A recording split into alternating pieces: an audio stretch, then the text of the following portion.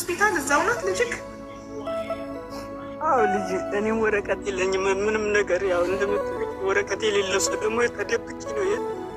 እኔ ራሱ ብያዝ የሁሉም ነገር አላውቅም ነበረ። ግን ያው በውስጥ እየሆንኩ የሁሉም ነገር እያረጋገጥኩ ያው እሷ ህይወት መዳን አልቻለም። እኔ ትድንልኛለች ብዬ ነበር እያሰብኩ ነበር። በቃ ዛሬ ነገ ትሻላለች። እሷ ግን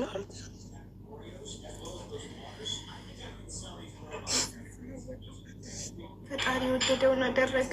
እሱ ለምን ማናችንም ከቀናችን አንነምስም። ምንም ነገር ብታደርግ ከቀኗ ልታሳልፋት አትችልም። በጣም ያማል በሰው ሀገር መሆኑ እና ታዲያ ስለዚህ ልጃችሁን ከሆስፒታል ለመውሰድ ምንድን ነው የሚደረገው? እና እሷ አስክሬኗ እዛው ነው የሚቀበረው ወይስ ወደ ኢትዮጵያ መሸኘት ነው የምትፈልጉት? ምንድን ነው ያሰብከው? አንድ ላይ ከልጅ ከዚህ ነው ገየው ነገ ልጅ እናቴ የት ነበረች ራሱ ብትያ አለ ከነልጇ እዛ ሄዳለ ራሱ ልጆቿ ማስታወሻ ራሱ እዛ ብትሆን ይሆናል። ሳስ ስግደት ላይ መሆን አንድ ነገር ስንትን ሳትል እዚሁ ደግሞ መቅረት ራሱ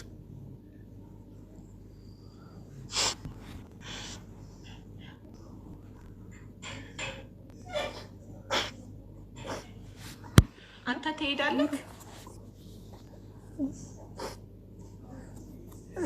እኔ አሁን ወደ ውጭ እንትን በዶ አካባቢ ነኝ ያለሁት እኮ። ታዲያ አንተ ማትሄድ ከሆነ አስክሬኗ እዛው ተቀብሮ ለምን ልጃችሁን አትወስድም? አንተ ሆስፒታል ልጃችሁን ለመውሰድ ግዴታ ኢቃማ ሊኖርክ ይገባል። ካለበለዚያ አይሰጡህም።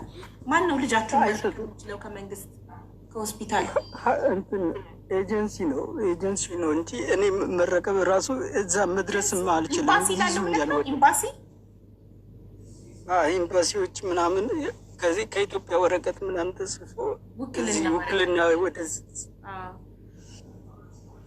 እኮ ከአባት በላይ ማን ነው ታዲያ ውክልና የሚሰጠው? ማን ውክልና ሊሰጥ? አንተ እኮ አባት ነህ። የመጀመሪያ ተጣሪ እኮ አባት ነው ለልጅ። ያው ከእናቷ እንደ ኢትዮጵያ እንዳለ ካርጋችሁ ውክልና ልትሰጡ ነው ወይስ ማን ሊሰጥ ነው ውክልና ለህፃኗ? ኤምባሲ ሄዶ ከሆስፒታል እንዲወስዳት እናት ጭምር አንድ ላይ ማለት ነው። ከእናቷ ነው እንትን የተጻፈው። እናትየው እንዳረፈች ምናምን ሁሉም ነገር ተጽፎ ከዛ ያለው ውጭ ጉዳይ ሚኒስትር ምናምን እንዲፈረም ምናምን ወደዚህ ውክልና ለሀቢብ ኤጀንሲ እንዲሰጠው ምናምን እየተደረገ ነበር። የት ነው ያለችው ባለቤት? አስክሬኗና ልጅ ከየት ነው ያሉት? ጅዳ፣ ሪያድ? የት? አላልሳ ውስጥ። አላልሳ የት ነው? ወደ ደማም ይቀርባል ለሪያድ? ለየትኛው ከተማ ይቀርባል? ደማም ይቀርባል። ደማም ሪያድም ያው ነው፣ በዛው ነው።